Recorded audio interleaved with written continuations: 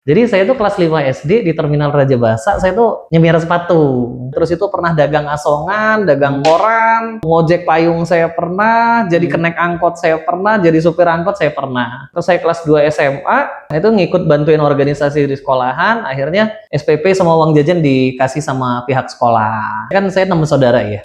Terus adik-adik saya juga masih ada yang sekolah, rumah juga pada saat itu masih ngontrak, akhirnya harus kerja keras dong. Salah satu alasan terbesar gue itu adalah dulu itu adalah ibu sama bapak saya. Akhirnya saya kerja keras, dapat duit, dapat prestasi, yang pastinya doa ibu ya. Doa ibu penting. Akhirnya saya sempat masih umur berapa ya? Umur 20 tahun saya udah bisa buatin rumah untuk ibu dan bapak saya. Umur 20 tahun. Terus terakhir mereka alhamdulillah juga berkat rezeki dari Allah, pertolongan Allah. Mereka juga sempat ke Tanah Suci pada saat itu, menikmati daripada jerih payah anaknya gitu. Ya, alasan itulah yang membuat kita jadi kuat.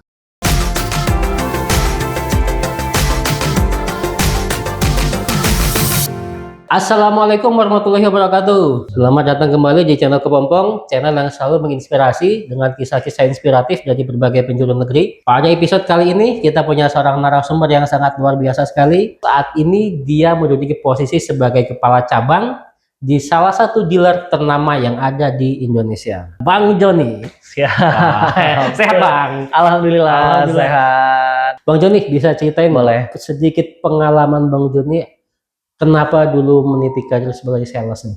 Ya, pertama kali saya tuh jadi sales itu tahun 2010.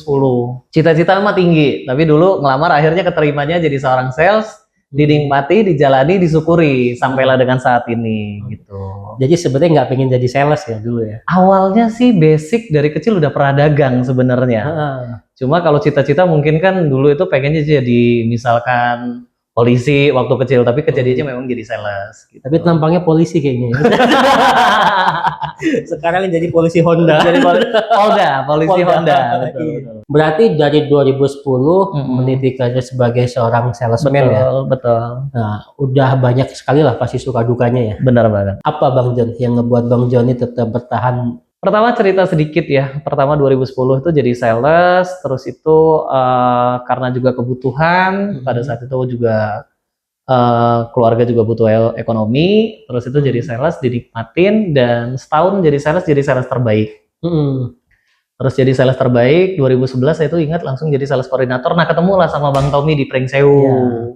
Nah itu pada saat ke Pringsewu udah jadi sales koordinator. Buka pos dulu ya? Buka pos di Pringsewu. Nah kenapa sih kalau jadi sales ya itu sih karena tuntutan ekonomi sehingga ada pekerjaannya itu ya kita nikmati, kita jalani. Akhirnya jadi 2011 itu jadi koordinator, berproses sampai 2015 saya itu jadi kepala cabang usia 24 tahun.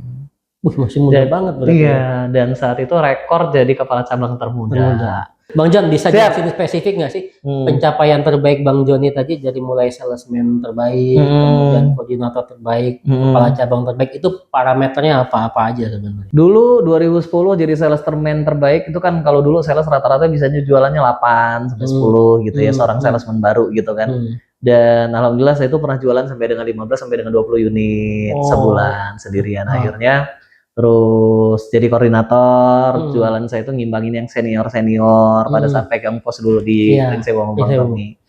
Terus jadi kepala cabang, ya itulah dulu dari dealernya rugi, tiba-tiba untung. Terus itu dari untungnya bisa jadi untung terbaik, profit terbaik se-Sumatera. Terus pernah kontes tahun 2019, itu juara 1 regional, walaupun nasionalnya masih 8 besar. Tapi oke itu. Ya, se-Indonesia tapi kan. Cobain lagi tahun 2023, regional juara 1, di nasionalnya juara 3. Terus prestasi yang lain kayak dealer, kayak juara NOS, terus itu best dealer, segala macam. Ya alhamdulillah sih kita udah pernah dapetin semua itu dulu di Tanggamus. Di Bandar Lampung ini tantangan baru, mainan baru lagi. Top record penjualan berapa?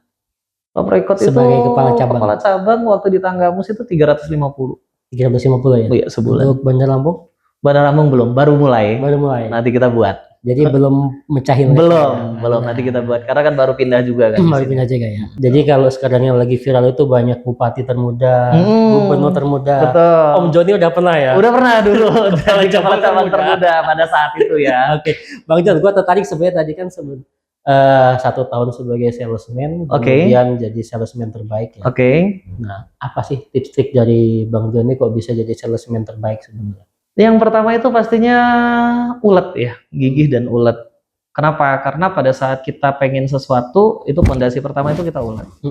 Yang kedua kerja keras, terus yang ketiga adalah dukungan dan doa dari keluarga yang pastinya. Nah, jadi pada proses jadi sales itu kan banyak ya, bagi brosur. Nah, pada saat bagi brosur kadang-kadang brosurnya dibuang, bagi brosur ditolak. Nah, kalau kita nggak punya mental ulet itu, akhirnya ya kita jadi lemes. Tapi balik sama diri kita tuh targetnya apa sih? Kita mau apa?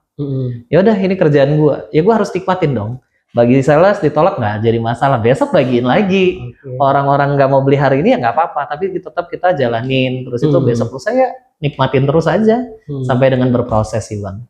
Jadi love what you do ya. Cintai apa yang kalian lakuin, cintai kerjaanmu ya. Betul. Nah, tapi yang gue menariknya gini, banyak kan anak-anak sekarang juga sebenarnya mereka males lah dengan kejar sales. Betul. Dan tadi Bang Joni kan pasti gue meyakini ada background tersendiri. Kok Bang Joni punya mental yang kuat tadi. Ditolak ribuan kali, tetap jalan.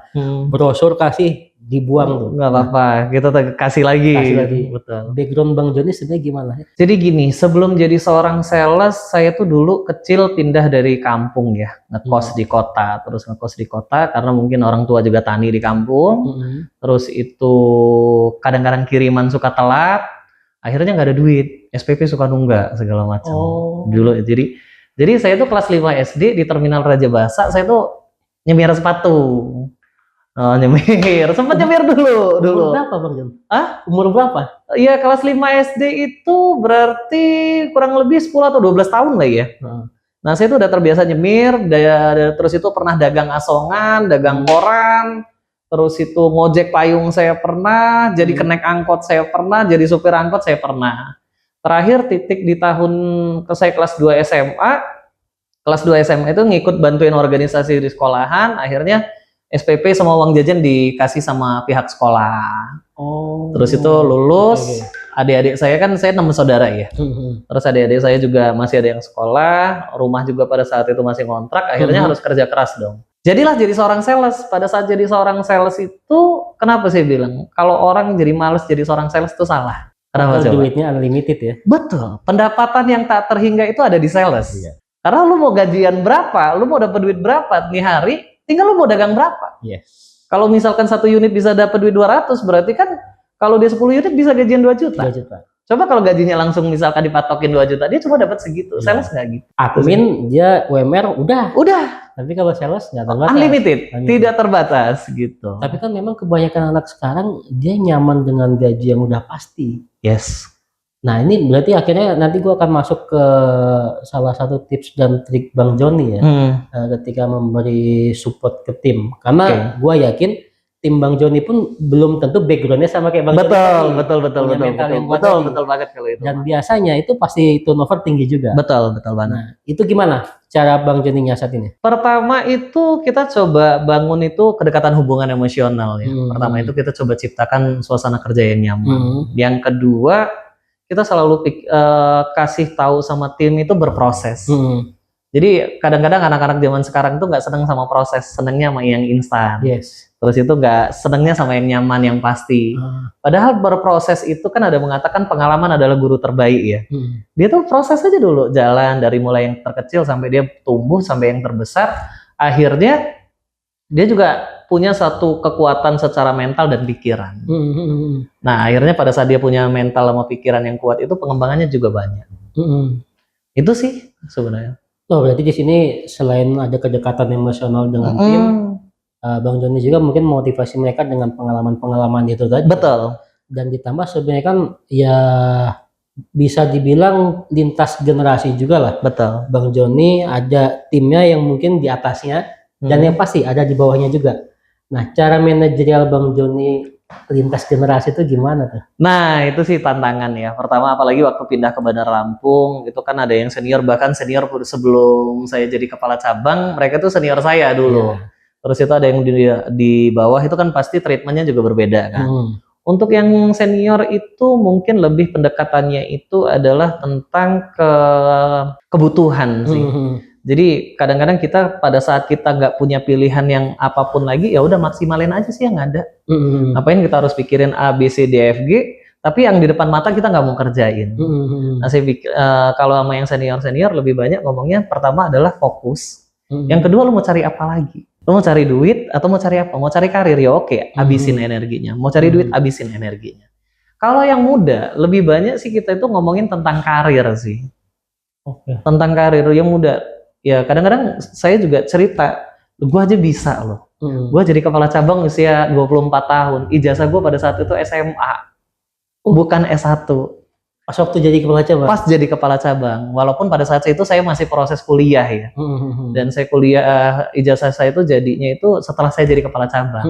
Gitu. Tapi di sini berarti ya lebih enak delivernya lah ya. Karena Betul. memang dari pengalaman pribadi, merintis dari bawah, sampai akhirnya jadi level kepala cabang. Betul. Nah, tapi yang gue tertarik gini Bang. Manajemen dari Bintang, apa sih yang jadi pertimbangan mereka? Kok akhirnya memilih Bang John ini jadi kepala cabang, bahkan kepala cabang termuda. Kalau mau dilihat juga, pendidikan bukan S1, masih proses. Ya, itu bersyukur alhamdulillah dapat perusahaan yang memang perusahaannya juga cukup support ya. Yang pertama punya seorang bos, seorang owner yang itu dulu almarhum namanya Pak Alexander Lunardi. Beliau juga tidak pernah membeda-bedakan dari background. Terus itu tidak pernah membedakan antara senioritas sama junioritas, tapi lebih banyak ngomongnya adalah produktivitas dan prestasi. Jadi semua orang itu punya kesempatan yang sama. Asalkan dengan catatan ya mampu, produktivitas oke, prestasinya juga oke. Jadi pada saat kita mampu untuk itu semua, ya kita juga punya kesempatan untuk itu. Terakhir saya selalu ingat dulu waktu sekolah sama pun termasuk pada saat kerja. Yang selalu diingat di dalam kerjaan atau di dalam sekolah ada 2 orang. Siapa itu? Yang paling pinter, kalau enggak yang paling bodoh. Yang paling bodoh atau yang paling nakal ya. Kurang pinter lah, bukan paling bodoh ya kan. Di kerjaan juga sama. Pada saat kita mau diingat sama atasan kita itu, kita jangan main yang di zona nyaman, jangan main yang di rata-rata. Tapi mainlah kalau mau jadi yang paling bagus sekalian, mau jadi yang pintar sekalian, atau jelek sekalian. Yang jelek sekalian. Berarti di sini harus minimal di top 5 lah ya. Betul. Jadi jadilah yang menonjol. Kan kalau yang menonjol enak. Iya. Kalau nggak menonjol enak, jadi enak kelihatan soalnya. Iya betul kan. Berarti sebenarnya karena itulah motivasi Bang Joni tadi ya. Iya. Backgroundnya ekonominya kurang, kemudian ketika jadi salesman itu yang memotivasi terus sampai jadi salesman terbaik. Betul. Naik ke supervisor. Betul. Dan tips trik itu yang akhirnya bisa sahabat kepompong ambil juga nih dari semangat Bang Joni tadi. Jadi ketika memang punya tujuan, kejar aja terus, habisin energinya ke sana ya. Jadi kita itu setiap menentukan cita-cita harus punya alasan yang kuat. Kenapa gua harus bertahan? Kenapa gua harus perjuangin? Kenapa gua nggak boleh nyerah? Kenapa gua harus bangkit? Nah itu alasan itu yang kuat.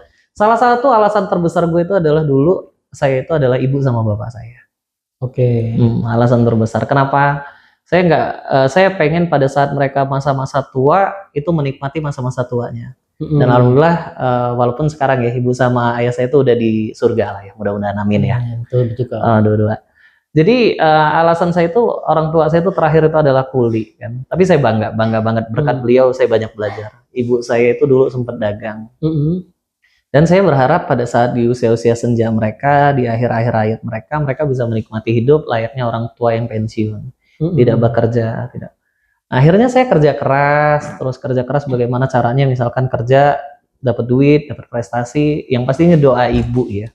Doa ibu penting. Akhirnya saya sempat masih umur berapa ya? Umur 20 tahun saya udah bisa buatin rumah untuk ibu dan bapak saya.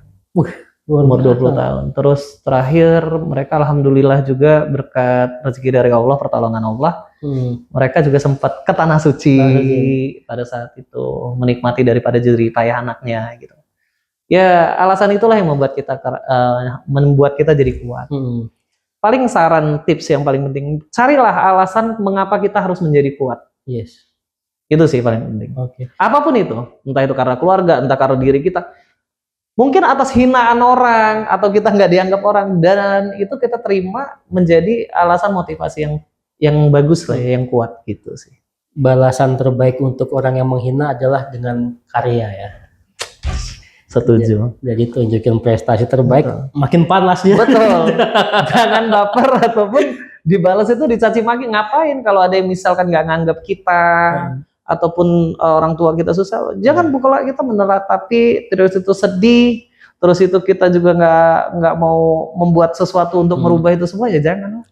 Tapi yang bisa kita lakuin ya apa yang kita bisa lakuin untuk rubah hal-hal kecil kan. Nah kalau tadi kan sebenarnya yang jadi motivasi Bang Joni orang tua ya. Yes. Nah tapi kan ketika dari cerita Bang Joni tadi, kondisi sekarang kan orang tua sudah nggak ada mati di sana. Apa yang motivasi Bang Joni sekarang? Kan pasti beralih. Kalau enggak, ya mungkin akhirnya dismotivasi juga di situ. Betul. Sempat sih dulu. Jadi kan orang tua itu ninggalnya berturut-turut ya dalam 2021 dan 2022. Pas COVID 2021 ibu, terus tahun 2022 itu ayah kan. Sempat ngalamin itu, aduh gua kayaknya ngedrop nih. Apalagi sempat sih kehilangan kayak mana ya. Pada saat selama ini kerja habis-habisan untuk mereka. Tapi kan hidup harus terus jalan kan. Di depan sana ada istri, ada anak yang butuh kita. Sekarang mungkin ya lebih tepatnya ada istri, ada anak, ada adik-adik, ada ponakan yang mungkin itu juga butuh kita. Walaupun apa ya, mereka juga punya rezekinya, tapi kan kita punya tanggung jawab untuk hal itu. Itu sih. Berarti di sini pentingnya untuk mencari motivasi ulang lagi ya. Betul. Karena kalau dari kejadian tadi Bang Joni dismotivasi, akhirnya ya akan tertinggal. Betul. Sama deh kayak kalau kita suka sama cewek, kalau udah jatuh cinta banget, hujan badai juga kita datengin, istilahnya gitu kan. Mau hujan gimana pun, mau jarak gimana pun, datang gas ya kan. Betul. Sama itu yang paling penting sih, punya alasan yang terkuat di dalam hati, di dalam diri. Kisah tadi kan udah nih Bang Joni. Apa sih yang perbedaan sekarang dirasain dari yang sales dan sekarang jadi seorang kepala cabang nih, apa perbedaannya? Berat ini.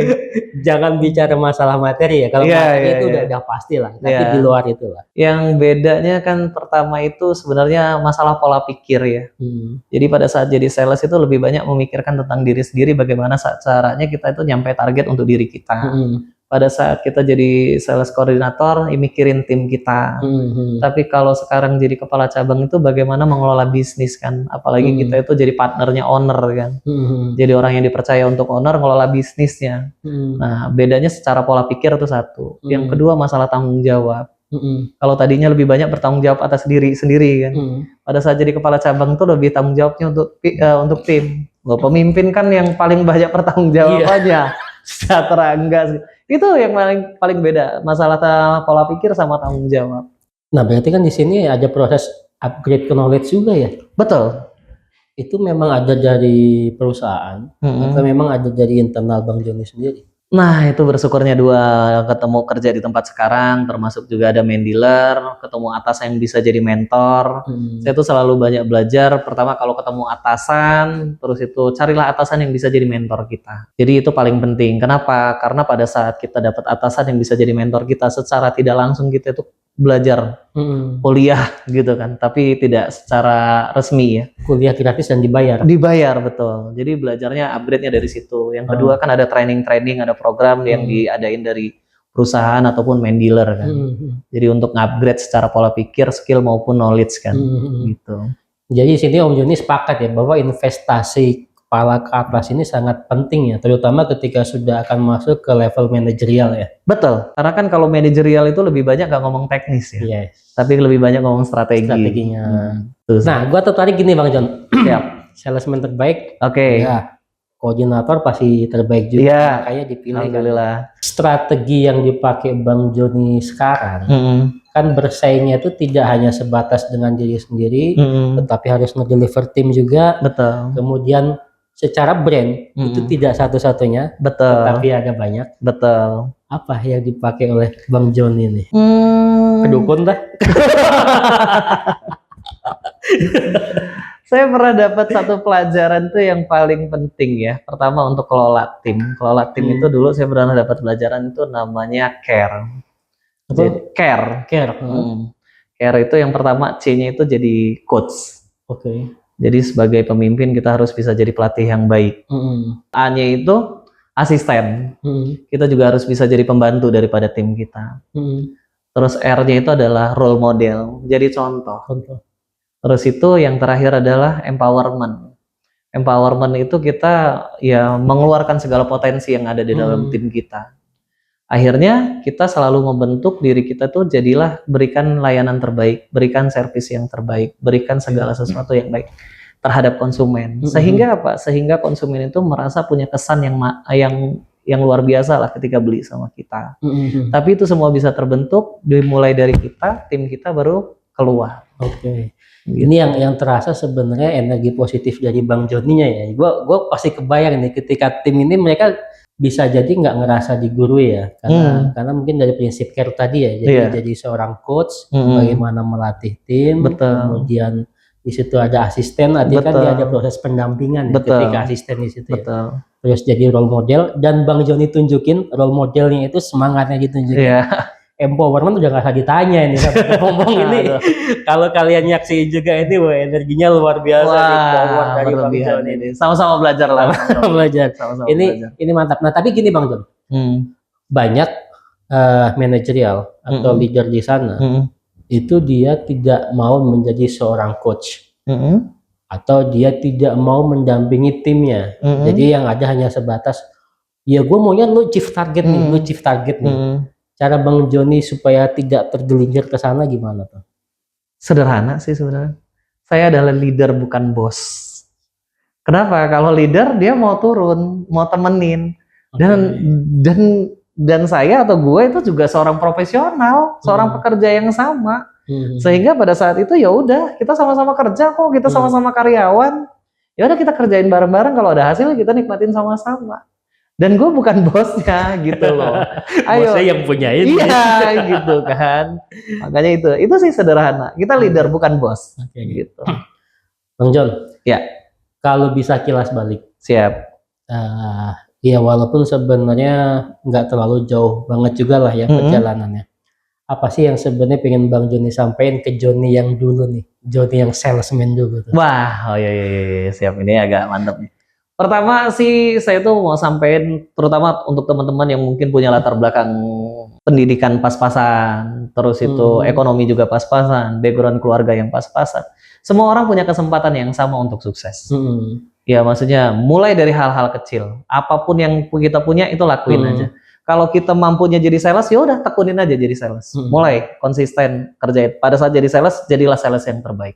Kalau mampunya jadi mekanik, jadilah mekanik yang terbaik. Kalau mampu jadi admin, jadilah admin yang terbaik. Nah, pesan saya sih sama teman-teman semuanya, jangan pernah berkecil hati pada saat kita pendidikan kita kecil. Orang tua kita juga bukan orang kaya, terus itu kita nggak punya kemampuan yang luar biasa mungkin. Ya udah nikmatin aja, apa yang ada lakuin. Nikmatin, kerjain, seriusin gitu-gitu. Do the best. Jadi di posisi apapun kalian saat ini, lakuin yang terbaik, tunjukin semaksimal mungkin kinerja kalian. Betul. Ya, otomatis kayak kata Bang Joni tadi, ketika perform oke, kalian lakuin terbaik, atasan pasti akan ngelihat juga. Setuju banget. Kesempatan pasti akan datang juga. Setuju banget. Karena kadang kan kita itu nggak pernah bisa janjian dengan kesempatan ya Bang Joni ya. Betul. Bisa jadi kesempatan datang, kita nggak siap. Kitanya nggak siap. Betul. Nah, makanya ya tetap tadi do the best aja lah. Iya, lakuin aja yang pas terbaik. ketika kesempatan datang, ya udah siap nih kita di situ. Kan kita nggak tahu kapan dia datang nih. Apa harapan Bang Joni ke depannya nih? Kepala cabang sudah. Tampang oke. Duit banyak. Alhamdulillah, amin ya Allah. Penjualan bisa dibilang jadi penjualan terbanyak terus juga lah. Target seperti terlampaui terus. Apa harapan ke depannya Bang? Kalau ke depan ya untuk pribadi sih ya, kalau bisnis mungkin akan ngalir, mungkin kita lihat kalau ada kesempatan berkembang karir ya berkarirnya lebih tumbuh, mungkin main ke step berikutnya.